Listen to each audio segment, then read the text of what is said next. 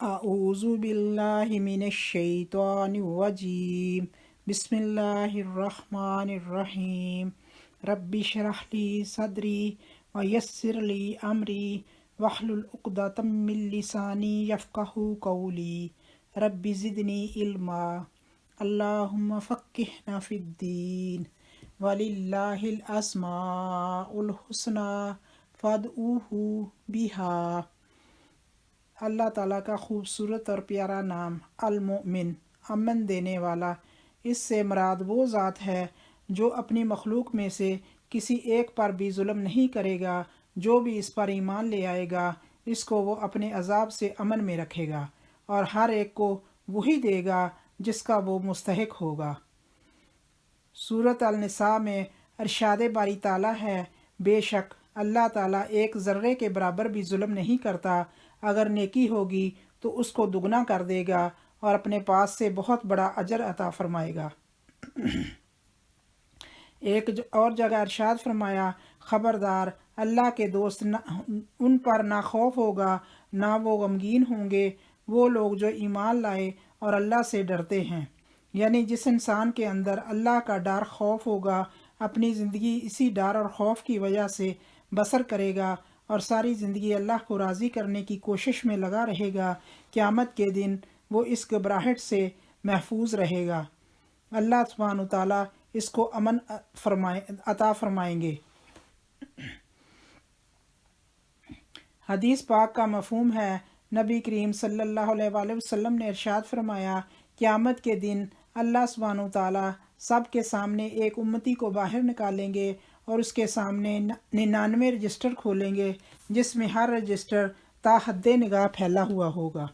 اللہ سبحانہ تعالیٰ پوچھیں گے، کیا تو ان میں سے کسی کا انکار کرتا ہے؟ فرشتوں نے تم پر یا کرامن کاتبین نے تجھ پر کوئی ظلم کیا ہے؟ وہ کہے گا، نہیں ہے پروردگار۔ تو اللہ فرمائیں گے، کیا تمہارے پاس کوئی عذر ہے؟ وہ کہے گا نہیں۔ تو اللہ سبحانہ تعالیٰ فرمائیں گے، کیوں نہیں، ہمارے پاس تمہاری ایک نیکی ہے، آج تجھ پر کوئی ظلم نہیں کیا جائے گا۔ چنانچہ کاغذ کا ایک ٹکڑا نکالا جائے گا جس پر کلمہ لکھا ہوگا۔ چنانچہ ایک پلڑے میں کاغذ کا وہ پرزہ رکھا جائے گا، دوسرے میں اس کا اعمال نامہ۔ کاغذ کے ٹکڑے کا پلڑا بھاری ہو جائے گا کیونکہ اللہ کا نام ان سب سے زیادہ بھاری ہے۔ اس سے پتہ چلتا ہے اگر کسی کے پاس ایک نیکی بھی ہوئی وہ ضائع نہیں ہوگی، اس نیکی کی وجہ سے اس کو امن عطا فرمائیں گے اللہ تعالیٰ۔ حدیث پاک کا مفہوم ہے، نبی کریم صلی اللہ علیہ وآلہ وسلم نے ارشاد فرمایا، اللہ سبحانہ تعالیٰ کے کچھ بندے ایسے بھی ہوں گے جو نہ نبی ہوں گے نہ شہداء ہوں گے، اللہ کے ہاں بلند مرتبہ پائیں گے کہ انبیاء اور شہداء بھی ان پر رشک کریں گے۔ صحابہ نے عرض کیا، یا رسول اللہ، آپ ہمیں بتائیں کہ یہ کون خوش قسمت لوگ ہوں گے؟ آپ نے فرمایا، یہ وہ لوگ ہوں گے جو آپس میں اللہ کی کتاب قرآن پاک کی بنا پر محبت کرتے تھے، یعنی ان کی محبت قرآن پاک کی وجہ سے تھی اور اللہ سبحانہ تعالیٰ کی ذات کی وجہ سے محبت کرتے تھے، حالانکہ ان کا آپس میں کوئی رشتہ نہ تھا، نہ مالی لین دین تھا۔ ان کے چہرے پر نور ہوں گے جس دن لوگ خوف زدہ اور غمگین ہوں گے۔ اور پھر آپ نے یہ آیت تلاوت فرمائی، الا ان اولیاء اللہ لا خوف علیہم ولا هم یحزنون، اور خبردار اللہ کے دوستوں کے لیے نہ کوئی خوف ہوگا اور نہ کوئی غم۔ عام طور پر جب اولیاء کرام کا ذکر آتا ہے تو ہمارے ذہن میں خیال آتا ہے کہ اولیاء لوگ کیسے ہوں گے، کوئی خاص اللہ کے بندے ہوں گے، وہ عام انسان نہیں ہوں گے، جبکہ حدیث سے یہ پتہ چلتا ہے کہ یہ وہ لوگ ہوں گے جو اللہ کی خاطر ایک دوسرے سے محبت کرنے والے ہوں گے۔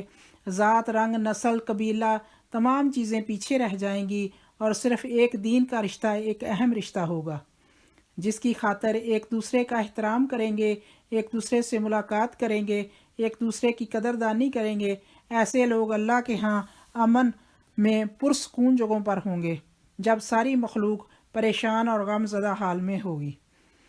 اس طرح جو لوگ دنیا میں اللہ سبحانہ تعالیٰ سے ڈرتے ہوئے زندگی بسر کرتے ہیں، قیامت کے دن ان پر خوف نہیں ہوگا۔ اللہ سبحانہ تعالیٰ فرماتے ہیں، مجھے میری عزت کی قسم میں اپنے بندے پر نہ دو امن جمع کرتا ہوں اور نہ دو خوف، یعنی اگر میرا بندہ دنیا میں میرے حکموں اور فرما برداری کی پرواہ نہ کی تو اسے ڈر نہ رہا، میں حشر کے دن اسے خوف دلاؤں گا، یعنی آج کی غفلت کل کی پریشانی ہوگی۔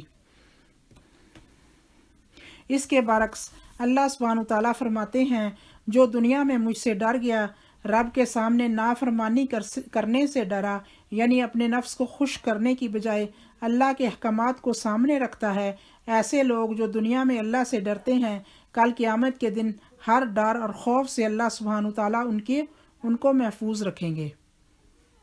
اس طرح اللہ سبحانہ تعالیٰ سے امید رکھنے والوں کو بھی اللہ سبحانہ تعالیٰ امن میں جگہ عطا فرمائیں گے۔ حدیث پاک کا مفہوم ہے، نبی کریم صلی اللہ علیہ وآلہ وسلم ایک دن ایک نوجوان کے پاس گئے جس کا موت کا وقت قریب تھا۔ آپ نے اس سے فرمایا، کیا حال ہے، کیا تم توقع رکھتے ہو؟ اس نے کہا، یا رسول اللہ صلی اللہ علیہ وآلہ وسلم، میں اللہ کی مغفرت کی امید بھی رکھتا ہوں لیکن اپنے گناہوں سے بھی ڈرتا ہوں۔ آپ نے فرمایا، دو باتیں اس وقت جس بندے کے دل میں جمع ہو جائیں گی، یعنی امید اور ڈر، تو اللہ تعالیٰ اس کو وہ دے گا جس کی اس کو امید ہوگی، اور جس سے وہ ڈر رہا ہوگا اس سے اس کو امن عطا فرمائے گا۔ جو شخص دنیا میں تقویٰ کرتے ہوئے زندگی بسر کرے، گناہوں کو چھوڑ دے، اللہ تعالیٰ کی قیامت کے دن اس کو امن عطا فرمائیں گے۔ اللہ کے راستے میں مال خرچ کرنے والوں کو بھی اللہ سبحانہ تعالیٰ امن عطا فرمائیں گے۔ سورہ بقرہ میں ارشاد باری تعالیٰ ہے، وہ لوگ جو اپنا مال رات اور دن چھپے اور کھلے خرچ کرتے رہتے ہیں نیکی اور بلائی کے کاموں میں، ان کے لیے ان کا اجر ان کے رب کے پاس ہے، نہ وہ خوف زدہ ہوں گے اور نہ وہ غمگین ہوں گے۔ المومن کا ایک اور معنی بھی کہا جاتا ہے، وہ ہے مظلوم کو ظالم سے امن دینے والا۔ ایک تو ہے خوف سے امن دینے والا۔ حدیث پاک کا مفہوم ہے، نبی کریم صلی اللہ علیہ وآلہ وسلم ایسے دعا کیا کرتے تھے، اے اللہ میں تیری پناہ چاہتا ہوں فقیری سے، کمی سے، ذلت سے، اور پناہ چاہتا ہوں تیری کہ میں کسی پر ظلم کروں یا کوئی مجھ پر ظلم کرے۔ تو اللہ تعالیٰ پناہ دینے والے ہیں، اس لیے ہم سب کو اللہ سبحانہ تعالیٰ سے پناہ مانگتے رہنا چاہیے، کیونکہ جس کو اللہ سبحانہ تعالیٰ امن اور پناہ دے دے تو پھر اس کو کوئی اور نقصان نہیں پہنچا سکتا۔ المومن کا ایک اور معنی ہوتا ہے تصدیق کرنے والا، یعنی وہ ذات جب مومن اس کی تصدیق کا اقرار کریں گے تو اللہ سبحانہ تعالیٰ ان کی تصدیق کرے گا، ان کی بات کو سچ مان لے گا، کیونکہ اللہ وہ واحد ذات ہے جس نے اپنی توحید بیان کی ہے اور دین اسلام کو پسند فرمایا، اور اس نے ملت ابراہیم کی پیروی کا حکم بھی دیا، یعنی جو لوگ اللہ کی توحید کا اقرار کریں گے اللہ سبحانہ تعالیٰ ان کی اس بات کو تصدیق فرمائیں گے اور ان کو نجات عطا فرمائیں گے۔ قرآن پاک میں سورۃ انبیاء میں ارشاد باری تعالیٰ ہے، ترجمہ، ہم نے ان سے اپنا وعدہ سچا کر دیا اور پھر ہم نے اسے پورا کر دیا، جسے پھر ہم نے اس کو نجات دی اور جس کو ہم چاہتے تھے، اور حد سے بڑھنے والوں کو ہلاک کر دیا۔ اس آیت سے ہمیں پتہ چلتا ہے کہ اللہ سبحانہ تعالیٰ اپنے بندے کے اپنے بارے کے گمان کو سچا کر دیتے ہیں۔ حدیث کا مفہوم ہے، حدیث قدسی ہے کہ اللہ فرماتے ہیں، میں اپنے بندے کے گمان کے ساتھ ہوں جو وہ میرے متعلق رکھتا ہے، میں اس کے ساتھ ہوں جو وہ مجھے یاد کرتا ہے، یعنی جب انسان ذکر کرتا ہے تو اسے اللہ کی تائید اور امن حاصل ہوتا ہے۔ اگر وہ مجھے دل میں یاد کرے تو میں اس کو اپنے دل میں یاد کرتا ہوں، اگر وہ مجھے کسی مجلس میں یاد کرتا ہے تو میں اس کو اس سے بہتر جماعت یعنی فرشتوں کی مجلس میں یاد کرتا ہوں۔ اگر بندہ میرے ایک بالشت قریب ہوتا ہے تو میں 2 بالشت اس کے قریب ہوتا ہوں۔ اگر وہ میری طرف چل کر آتا ہے تو میں اس کی طرف دوڑ کر آتا ہوں۔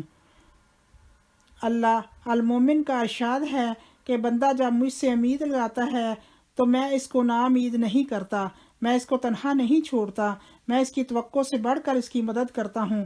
جو وہ میرے بارے میں گمان رکھتا ہے میں اس کے گمان کو سچا کر دیتا ہوں اور مدد فرماتا ہوں۔ اس لیے ہمیں اپنے حصے کا کام کرنا چاہیے۔ اللہ سبحانہ و تعالیٰ کی توحید کا مکمل یقین رکھیں، اس کا اقرار کریں اور اللہ سبحانہ و تعالیٰ پر اپنے معاملات کے لیے توکل کریں، اور اپنے بندوں کے ساتھ کیے ہوئے وعدے پورے فرماتا ہے۔ حدیث میں آتا ہے جب بندہ سبحان اللہ والحمد للہ لا الہ الا اللہ اللہ اکبر کہتا ہے تو اللہ سبحانہ و تعالیٰ فرماتے ہیں میرے بندے نے میرے بارے میں سچ کہا۔ جب بندہ کہتا ہے اللہم اغفر لی، یا اللہ مجھے معاف فرما، تو اللہ سبحانہ و تعالیٰ اس کو معاف کر دیتے ہیں۔ اس لیے کبھی بھی شیطان کے ڈالے ہوئے وسوسوں میں آ کر نہ سوچیں کہ اللہ ہماری سنتا ہے یا نہیں۔